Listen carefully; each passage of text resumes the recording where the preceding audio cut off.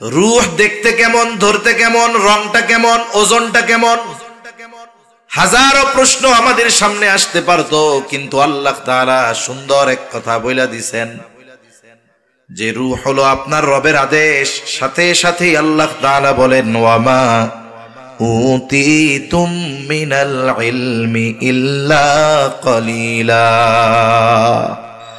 আল্লাহ তাআলা রূহের পরিচয় দেওয়ার সাথে সাথে বললেন তোমাদেরকে অতি সামান্য ইলম দেওয়া হয়েছে, অতি সামান্য জ্ঞান দেওয়া হয়েছে। তার মানে রূহ কি জিনিস, ধরতে কেমন, আল্লাহর আদেশটা কেমন, রংটা কেমন, ওজন কেমন, এই ধরনের সকল কিছুর বিশ্লেষণ করার যোগ্যতা, বোঝার যোগ্যতা আল্লাহ তাআলা আমাদেরকে দেন নাই।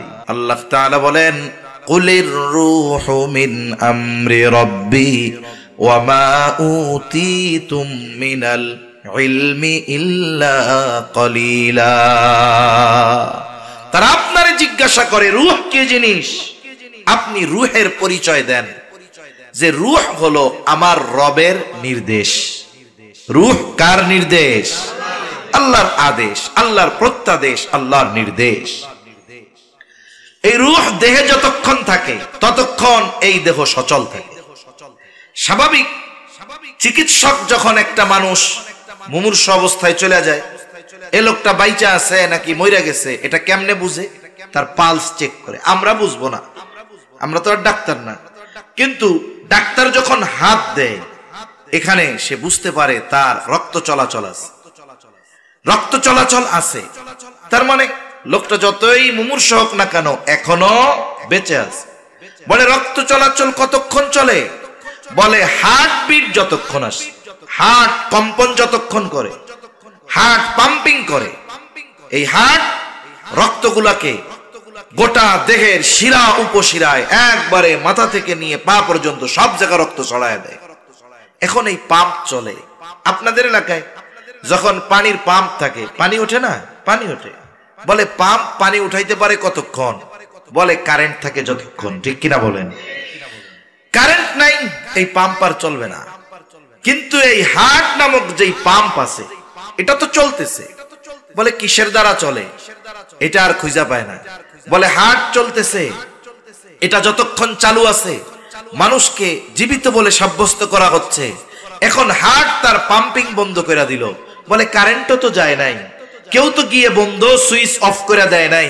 বলে হার্ট তার পাম্পিং বন্ধ করছে কেন? বলে এটা নির্দেশ কার? এই নির্দেশটা যতক্ষণ থাকে ততক্ষণ হার্ট রক্ত প্রবাহ জারি রাখে, পাম্পিং জারি রাখে। আল্লাহর আদেশ শেষ, বলে আর হার্ট কাজ করে না, যত সুস্থ ব্যক্তি হোক না কেন। ঠিক কিনা বলেন? রূহের পরিচয় দিতে গিয়ে আল্লাহ তাআলা পরিচয় এক দিয়েছেন।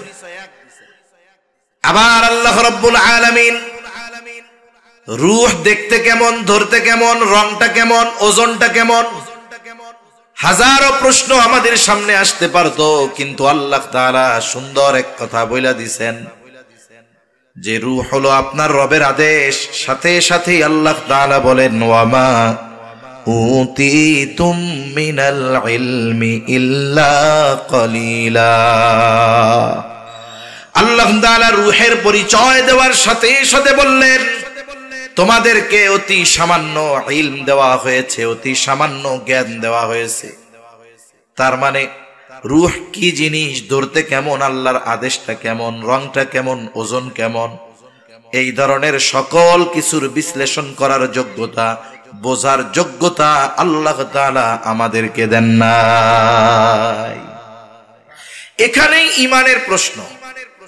অনেক মানুষ নিজে বুঝলে ওইটারে বিশ্বাস করে, নিজের বুঝে না ধরলে ওইটাকে আর বিশ্বাস করে না।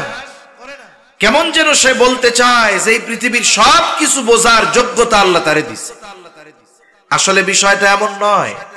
আমরা যদি আমাদের জ্ঞানের পরিধি, ইলমের পরিধি কতটুক, এতটুক যদি আমরা বুঝতে পারতাম, তাইলে জীবনে মানুষ জ্ঞান নিয়ে, ইলম নিয়ে অহংকার করত না। আমাদের জ্ঞান কতটুক? আল্লাহ তাআলা বলেন ওয়ামা উতিতুম মিনাল ইলমি ইল্লা কলিলা। তোমাদেরকে অতি সামান্য জ্ঞান দেওয়া হয়েছে। এখন এই সামান্যটার একটা পরিমাণ আছে না? কারো কাছে 10 কেজি সামান্য, কারো কাছে 10 গ্রাম সামান্য। তা আমাদের এই সামান্য জ্ঞানটা কতটুকু? পবিত্র কোরআনুল কারীমের মধ্যে একটা সূরা আছে, এই সূরা কাহফ। সূরা কাহফ, এই সূরার মধ্যে কয়েকটা শিক্ষা সফরের ঘটনা আছে। একটা হলো মূসা আর খিজির আলাইহিস সালাম, এই দুইজনের সফরের ঘটনা। আল্লাহ তাআলা মূসা আলাইহিস সালামকে খিজির আলাইহিস সালামের কাছে পাঠাইছেন। এর কারণ কি? কারণ হলো একদিন মূসা আলাইহিস সালাম তার উম্মতদের সামনে ওয়াজ করতেছে। ওয়াজ শেষে একজন লোক তারে জিজ্ঞাসা করছে, সবচেয়ে বড় আলেম কে? উনি বলছে, আমি সবচেয়ে বড় আলেম। ওনার কথা তো ঠিক আছে, কোন দৃষ্টিকোণ থেকে ঠিক আছে? বলে আল্লাহ তাআলা যখন কাউকে কোন এলাকার জন্য নবী হিসাবে প্রেরণ করেন, ওই এলাকার সবার চাইতে বেশি ইলম আল্লাহ তাআলা ওনারে দান করেন। এটা স্বাভাবিক। কেন? বলে ওনার কাছে তো আসমান থেকে আল্লাহ তাআলা ওহীর মাধ্যমে ইলম পাঠায়। উনি এই দৃষ্টিকোণ থেকে বলছে যে আমি তোমাদের সবার মধ্যে সবচেয়ে বড় আলেম। কিন্তু আল্লাহ তাআলা মূসা আলাইহিস সালামের এই জবাব আল্লাহ তাআলা পছন্দ করেন না। হয়তো আল্লাহ তাআলা মূসা আলাইহিস সালামের জ্ঞান আরো বাড়াইতে চান। আল্লাহ তাআলা এবার পাঠাই দিয়েছেন খিজির আলাইহিস সালামের কাছে যাওয়ার জন্য বলছে। লম্বা কথা সংক্ষেপে বলতেছি। আবার খিজির আলাইহিস সালামের কাছে যে মূসা আলাইহিস সালামরে আল্লাহ পাঠাইছে, কেন পাঠাইতেছে এটাও তো আল্লাহ খিজির আলাইহিস সালামরে জানায় দিয়েছে, তাই না? যখন অনেক কষ্টের পরে দুইজনের সাথে সাক্ষাৎ হইছে, এইবার মূসা আলাইহিস সালাম ওনার সাথে থাকার জন্য ইচ্ছা পোষণ করছে। উনি বলছে, আপনি আমার সাথে থাকতে পারবেন না। যাই হোক, একটা পর্যায়ে দুইজনে সফর শুরু করছে। তাদের সফর শুরু হইছে। এখন তারা একটা সমুদ্র পাড়ি দিবে একটা নৌকায়। দুইজনে একটা নৌকার মধ্যে উঠলো। নৌকা চলতেছে সমুদ্রের মধ্য দিয়া। হঠাৎ একটা দৃশ্য দুইজনের চোখে ধরা পড়লো। দুইজনেই দেখতে পাইলেন সমুদ্রের মধ্যে একটা পাখি উড়ন্ত অবস্থায় সমুদ্রের পানির সাথে ঠোঁট লাগায়া পানি পান করতেছে। নদী পথে, সমুদ্র পথে সফর করার সময় এই ধরনের পাখি দেখা যায় যে সে ডানা ঝাপটায়া উঠতেছে, ঠোঁটটা লাগায় লাগায় পানি পান করতেছে। এই দৃশ্যটা দুইজনের চোখেই পড়েছে। খিজির আলাইহিস সালাম এইবার মূসা আলাইহিস সালামকে বলে, ও ভাই মূসা, ওই যে তাকায়া দেখেন, এই যে পাখিটা পানি পান করতেছে, এই পাখির ঠোঁটে যতটুকু পানি লেগে আছে সর্বোচ্চ 1 ফোঁটা হবে। এইবার খিজির আলাইহিস সালাম বলে, ভাই, আল্লাহ তাআলার ইলম, আল্লাহ তাআলার জ্ঞান যদি গোটা সমুদ্রের পানির সমপরিমাণ হয়, আল্লাহ তাআলার জ্ঞানের তুলনায় গোটা সৃষ্টি জগতের জ্ঞান ওই পাখির ঠোঁটে লেগে থাকা 1 ফোঁটা পানির চাইতেও কম। 1 ফোঁটা পানি তার চাইতেও গোটা সৃষ্টি জগতের মানুষের জ্ঞান কম, গোটা সৃষ্টি জগতের জ্ঞান কম। তাহলে চিন্তা করেন যে আল্লাহ তাআলা আমাদের যে জ্ঞান দিছে, ইলম দিছে, এটা যে কত কম, এই বিষয়টাও বোঝার মতো জ্ঞানও আমাদের নাই। এজন্য অনেক মানুষ একটু বুঝলেই মনে করে আমার চাইতে বোঝে কে বেশি, একটু বুঝলেই মনে করে আমি বড় জ্ঞানী। আর আমরা যদি এই বিষয়টা উপলব্ধি করতে পারতাম যে আমাদের জ্ঞানের পরিধি কতটুকু, তাহলে আমরা কোনোদিন আমাদের ইলম নিয়ে, জ্ঞান নিয়ে কোনোদিন অহংকার করতাম না। তা বলতেছিলাম যে আল্লাহ রাব্বুল আলামিন নারী আর পুরুষের মৌলিকভাবে সৃষ্টি এবং মৌলিক পরিচয় দেওয়ার ক্ষেত্রে কোনো তারতম্য করেন নাই। তারতম্য হইছে কখন? বলে যখন আল্লাহ সুবহানাহু ওয়া তাআলা আদম আলাইহিস সালাম আর হাওয়া আলাইহিস সালাম এই দুইজনের মাধ্যমে গোটা দুনিয়া ব্যাপী নারী পুরুষের বিস্তৃতি ঘটিয়েছেন। আল্লাহ তাআলা কোরআনুল কারীমের মধ্যে এই কথা বলেন, ইয়া আইয়ুহান নাসুত্তাকু রাব্বাকুমুল্লাযী খালাকাকুম মিন নাফসিন ওয়াহিদা ওয়া খালাকা মিনহা যাওজাহা ওয়া বাসসা মিনহুমা রিজালান কাসীরান ওয়া নিসা। আল্লাহ তাআলা বলেন, হে মানব সম্প্রদায়, ইত্তাকু রাব্বাকুম, তোমরা তোমাদের রবকে ভয় করো। আমাদের রবকে আরো জোরে বলেন না কে? তোমরা তোমাদের রবকে ভয় করো। কোন রব? আল্লাযী খলাকাকুম মিন নাফসিন ওয়াহিদা, যিনি তোমাদেরকে একটি প্রাণ থেকে সৃষ্টি করেছেন। এটা হলো আদম আলাইহিস সালাম। ওনার পৃষ্ঠদেশ থেকে আল্লাহ আমাদের বের করেছেন। এরপরে আল্লাহ তাআলা বলেন, ওয়া খালাকা মিনহা যাওজাহা ওয়া বাসসা মিনহুমা রিজালান কাসীরান ওয়া নিসাআ। তার থেকে তিনি তার জোড়া সৃষ্টি করেছেন। এরপরে আল্লাহ বলতেছেন এই দুইজনের মাধ্যমে আল্লাহ তাআলা অনেক নারী পুরুষের বিস্তৃতি আল্লাহ ঘটিয়েছেন। তাহলে নারী আর পুরুষের পরিচয় আসলো কত পরে। তা বলতেছিলাম যে মৌলিকভাবে নারী পুরুষের মধ্যে তারতম্য নাই। সৃষ্টিগতভাবে আল্লাহ তাআলা গড়ন গঠনের দিক দিয়ে তারতম্য দিয়েছেন কিছু। স্বাভাবিকভাবে এটা আমরা বুঝি যে নারীদের গড়ন গঠন আর পুরুষের গড়ন গঠন আলাদা। শরীয়তের হুকুমগত দিক দিয়ে মৌলিকভাবে তারতম্য নাই, তবে একটা দুইটা বিষয় যা আছে এগুলো স্বাভাবিক। তবে ইসলাম বিদ্বেষীরা এই বিষয়টাও মেনে নিতে পারে না। এই জন্য দেখেন না, এরা গোটা দুনিয়াব্যাপী এই আইন চালু করার পক্ষে কথা বলে, জনমত গঠন করে যে পুরুষ চাইলে নারী হইতে পারবে, নারী চাই ইচ্ছা করলে সার্জারি করে পুরুষ হইতে পারবে। নাউজুবিল্লাহ বলেন। যতই নিজের মধ্যে অস্ত্রোপচার আর অপারেশন করে নিজের পরিবর্তন দেখাক না কেন, সৃষ্টিগতভাবে সে যেটা কিয়ামত পর্যন্ত তার পরিচয় ওইটাই হবে, ঠিক কিনা? যেমন শরীয়তে হুকুমগত দিক দিয়ে পার্থক্য কি ধরতে পারেন? যেমন 5 ওয়াক্ত নামাজ, এটা সবার জন্য। তবে একটা নারী যখন, মেয়ে যখন প্রাপ্তবয়স্কা হয়, ওই সময় থেকে নিয়ে 50-55 বছর পর্যন্ত তার যদি সুস্থতা থাকে, এই সময়গুলোতে প্রতি মাসে সে কিছু সময় অসুস্থ থাকে। গর্ভকালীন সময়টা আবার থাকে না। এই যে 3 থেকে 10 দিন যে তার অসুস্থতা, এই সময় আল্লাহ তাআলা তার জন্য নামাজ মাফ করে দিছে। কিন্তু একটা পুরুষ যদি অসুস্থ থাকে, এটা তার কাজা আদায় করতে হবে। পরে পড়তে পারে না অসুস্থতার কারণে, তাকে কাজা আদায় করতে হবে। নারীর জন্য এই সুযোগটা আল্লাহ দিছে। আরেকটা বিষয় যেটা নিয়ে ইসলাম বিদ্বেষীরা সবচাইতে বড় আঘাত আনে, আমাদের দেশেও সম্প্রতি সময়ে ভালো কাজ হইতেছে, অন্যান্য যাই ভালো দেখেন, কিন্তু পশ্চিমারা ওই যে একটা সময় সম অধিকারের কথা বলে গোটা বাংলাদেশের মধ্যে একটা সময় উলামায়ে কেরামের তত্ত্বাবধানে যে আন্দোলন হয়েছিল, তলে তলে নারী অধিকারের নাম দিয়ে আবারও এই সমাজে ইসলাম বিদ্বেষী কিছু কাজ প্রতিষ্ঠা করার এজেন্ডাও কিন্তু তারা চালিয়ে যাচ্ছে। পশ্চিমারা যদিও নারী প্রেসিডেন্ট পছন্দ করে না, কিন্তু অন্যান্য দেশে নারীরা প্রেসিডেন্ট হোক এটা খুব ভালো চায়।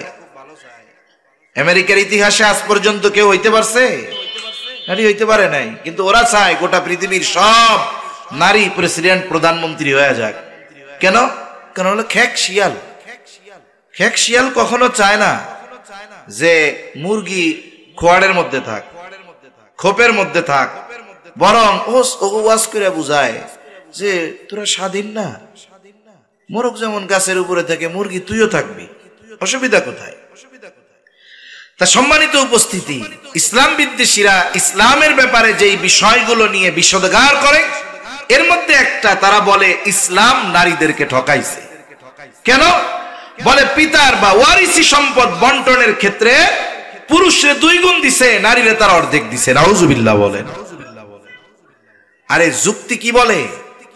যুক্তির দিকে যদি শরীয়ত যদি যুক্তির উপরে নির্ভরশীল হইতো, পরিপূর্ণ যুক্তির উপরে যদি নির্ভরশীল হইতো, তাইলে যুক্তি বলে নারী কিছু পায় না। যুক্তি কি বলে? নারী কিছু পায় না। ইসলাম তো দিছে তারে পুরুষের অর্ধেক, কিন্তু যুক্তি বলে যে নারী কিছু পায় না। এখন বলবেন কেন? আচ্ছা বলেন তো, একটা নারীর গোটা হায়াতে একটা খাত দেখায় দেন যেই জায়গায় খরচ করা নারীর জন্য ইসলাম বাধ্যতামূলক করেছে। আসেনি এরকম কোন জায়গা যে জায়গায় ইসলাম বলছে নারী এখানে তোমাকে খরচ করতেই হবে, এটা তোমার জন্য খরচ করা ফরজ? একটাও দেখাইতে পারবেন? তাহলে গোটা হায়াতে তার কোনো খরচ নেই, তার কোনো আউটপুট নাই, সব ইনপুট, সব তার আসে। যাওয়ার কোনো রাস্তা তার নাই, ইসলাম তার বাধ্য করে নাই। বরং যারা বলে ইসলাম নারীদেরকে ঠকাইছে, এই মানুষগুলো ইসলাম পূর্ববর্তীকালীন সময়ে নারীর অবস্থার কথা জানে না।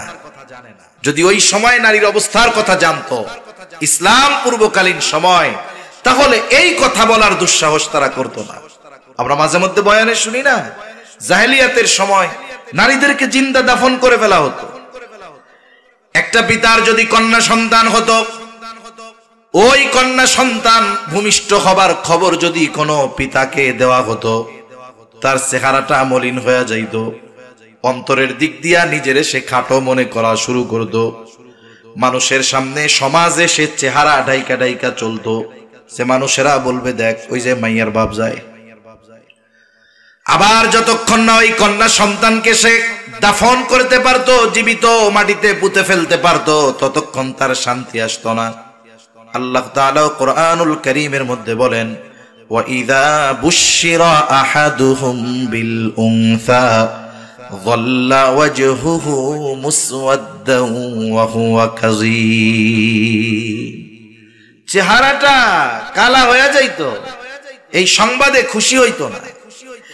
এইখানে আল্লাহ তাআলা কন্যা সন্তান হওয়ারে সুসংবাদ বলে অভিহিত করছেন। ওয়া ইযা বুশশিরা আহাদুহুম, আল্লাহ তাআলা এখানে কন্যা সন্তান হওয়াকে সুসংবাদ বলে অভিহিত করেছেন। কিন্তু জাহেলিয়াতের সময় এই সুসংবাদটা তাদের কাছে লজ্জার হীনমন্যতার কারণ হতো, এজন্য বাঁচতে দিত না। আর পিতার সম্পদে কন্যার অংশ, এটা তো কল্পনা করারই সুযোগ ছিল না। ইসলাম আসলো, কন্যা সন্তানকে সুসংবাদ বলে অভিহিত করা হলো।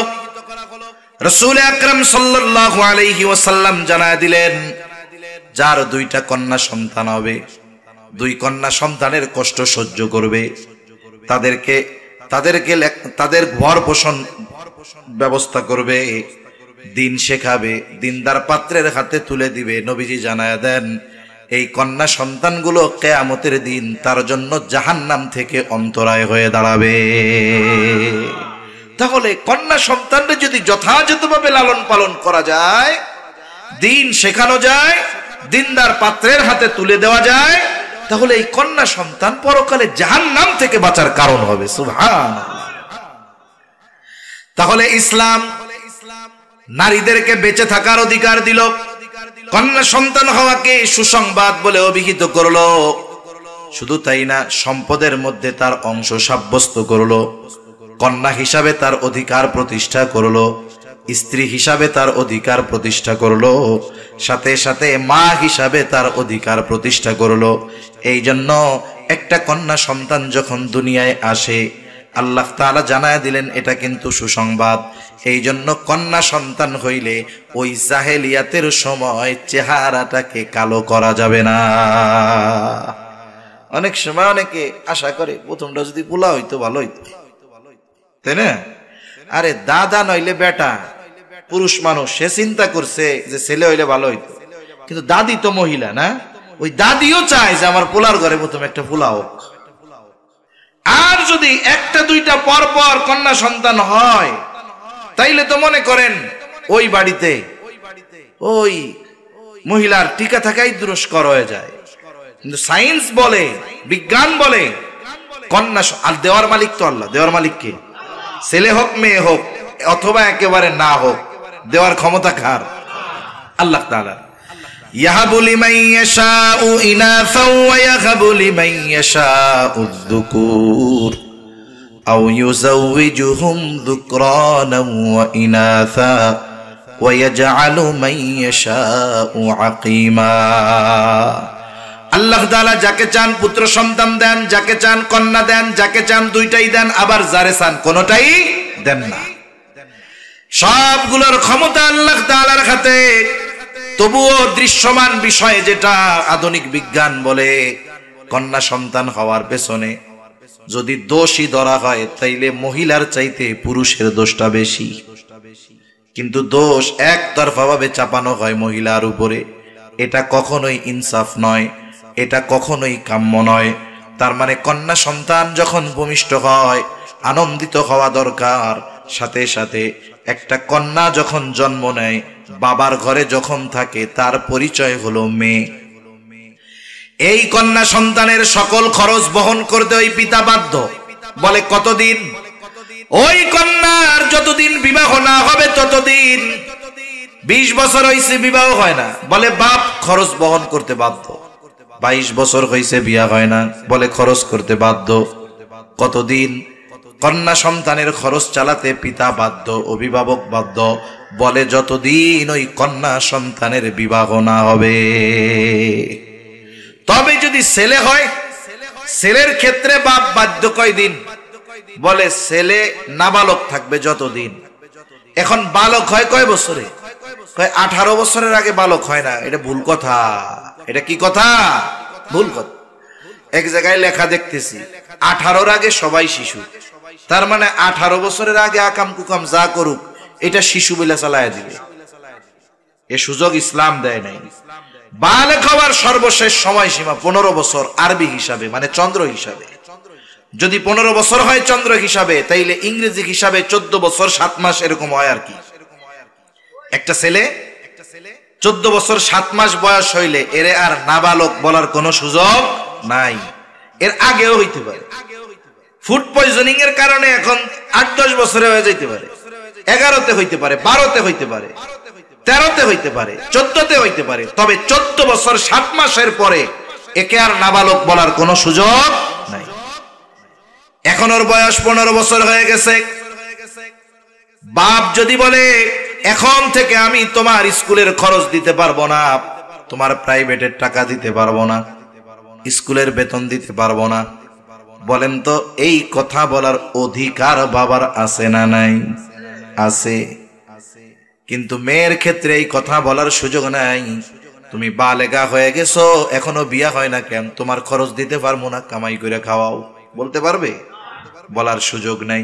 তার মানে দেখেন, মূলত বাবার ঘরে আল্লাহ তাআলা নারীকেই অধিকার বেশি দিয়েছে। আবার ছেলে মেয়ে দুইজনই বিয়ের উপযুক্ত হইছে। বাপ মা সবাই মেয়েটার বিবাহ দেওয়ার জন্য পেরেশান। ছেলেটার বিয়ার বয়স হইছে, ওর ব্যাপারে কারো চিন্তা নাই। অথচ আল্লাহ তাআলা অভিভাবকদের বলে দিছে যে তোমার অধীনস্থ বিবাহ উপযুক্ত যে হবে, দাস দাসী হয় হোক, তাদেরকে তোমরা বিয়ে দিয়ে দাও। আদেশটা কার? আল্লাহ তাআলা বলেন ওয়ানকিহুল আয়ামা মিনকুম ওয়াস-সালিহিনা মিন ইবাদিকুম ওয়া ইমাইকুম ইন ইয়াকুনু ফুকারা ইউগনিহিমুল্লাহ। এক কথায় অধীনস্থ যারা বিবাহ উপযুক্ত তাদেরকে তোমরা বিয়া দিয়া দাও। আদেশ হলো অভিভাবকের উপরে। অনেক সময় অনেকরে দেখছি, মেয়ে যখন জন্ম নিছে সুন্দর মতো মেয়ের নামে, মেয়ে হইছে তো এই জন্য মেয়ের জন্যই উদ্দেশ্য করে 10টা গাছ লাগাইছে, মেহগুনি গাছ, ফাঁকা জায়গা লাগাইছে। মেয়ের বিবাহের সময় মেয়েও চিন্তা করে বাপ টাকা পাইব কই।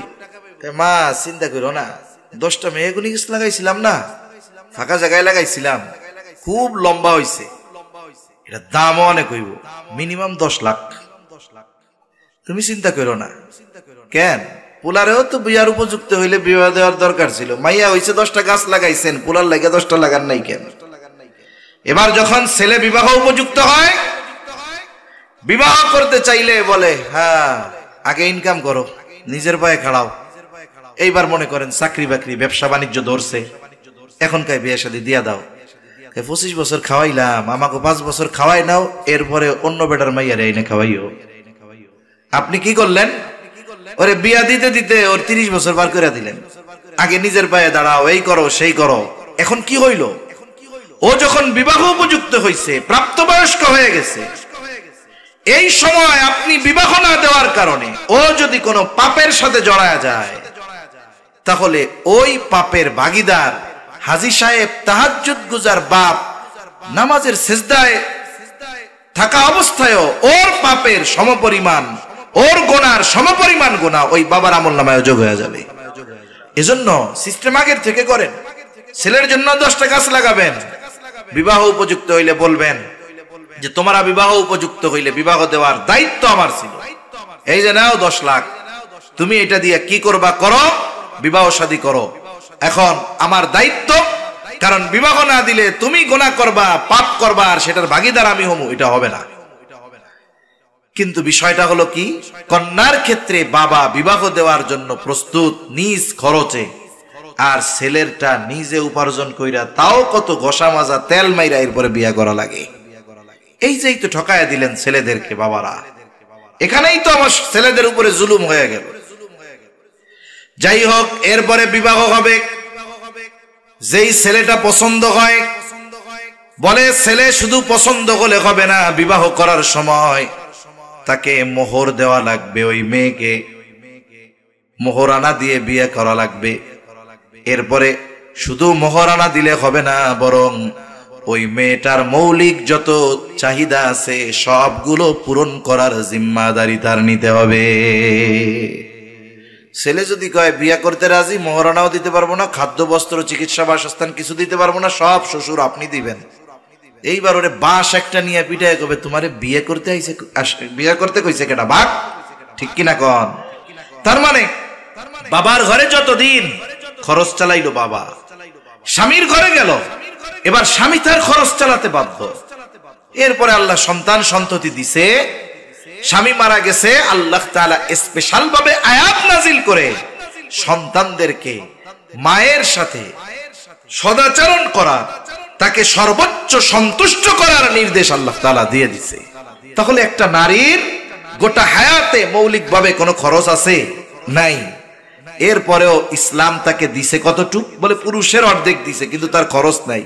কিন্তু একটা পুরুষের গোটা হায়াতে খরচের কোনো শেষ নাই। এই বিষয়টা নিয়ে ইসলাম বিদ্বেষীরা লাফায়, বলে ইসলাম নারীদের ঠকাইছে, নাউজুবিল্লাহ। কিন্তু একটু খেয়াল করলে বোঝা যায় বাস্তবে ইসলাম নারীদের ঠকায় নাই, বরং তাদের আরো জিতায় দিছে, ঠিক কিনা বলেন? কিন্তু ইবাদতের প্রতিদান দেওয়ার ক্ষেত্রে আল্লাহ তাআলা এই ধরনের কোন তারতম্য রাখেন নাই। আল্লাহ তাআলা বলেন, মান আমিলা সালিহাম মিন যাকারিন আও উনসা ওয়া হুয়া মুমিন। মান আমিলা সালিহাম মিন যাকারিন আও উনসা, যে নারী অথবা পুরুষ আমলে সালেহ করে, ওয়া হুয়া মুমিন, আর সে মুমিন। তার মানে মুমিন নারী অথবা পুরুষ যদি আমলে সালেহ করে, ঈমান আছে, আমলে সালেহ করে, আল্লাহ তাআলা ওই ইমানদার সৎকর্ম করনেওয়ালা ওয়ালি নারী আর পুরুষের জন্য দুই ধরনের পুরস্কারের ঘোষণা দিয়েছে। কয় ধরনের? দুই ধরনের। তাহলে এক নম্বর শর্ত তো ঈমান, সাথে সাথে আমলে সালেহের কথা আল্লাহ তাআলা বলছেন। আমি ঈমান সম্পৃক্ত কথা না, আমল সম্পৃক্ত কিছু কথা বলি। এখন আমলে সালেহ কেমনে হবে? ওই আমলটাই মূলত আমলে সালেহ, যেই আমল আল্লাহর কাছে কবুল হওয়ার যোগ্যতা রাখে। একটা হলো পেশ করার যোগ্যতা, আর একটা হলো কবুল হওয়ার যোগ্যতা।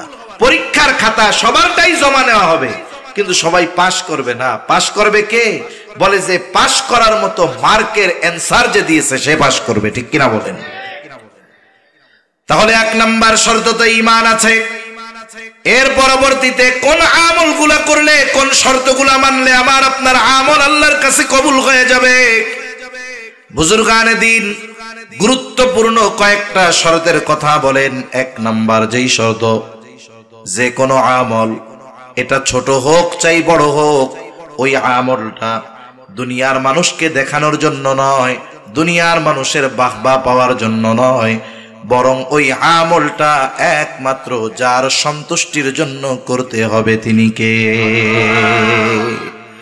আমল যেটা হোক, কাজটা আল্লাহর খুশির জন্য করতে হবে। তাইলে এই আমল ছোট হলেও আল্লাহর কাছে কবুল হবে। আর আমল বড় কিন্তু আল্লাহর জন্য নয়, বলে এটা যত বড় হোক এটা দিয়ে আল্লাহর কাছ থেকে ছাড় পাওয়া যাবে না। প্রসিদ্ধ হাদিস আছে আবু হুরায়রা রাদিয়াল্লাহু তাআলা আনহু থেকে বর্ণিত, একজন যুদ্ধের ময়দানে, জিহাদের ময়দানে শহীদ হয়ে গেছে, রক্তাক্ত অবস্থায় আল্লাহর সামনে উঠবে।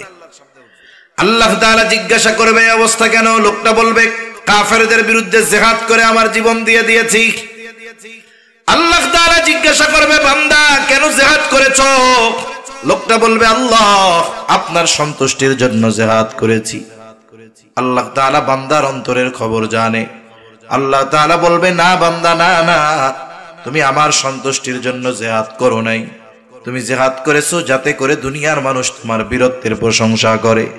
যে উদ্দেশ্যে জিহাদ করেছো দুনিয়ায় তুমি তা পেয়ে গেছো। আজকে আমি আল্লাহর তরফ থেকে তোমার জন্য কিছু নাই, তুমি চলে যাও, তোমার ঠিকানা হলো জাহান্নাম।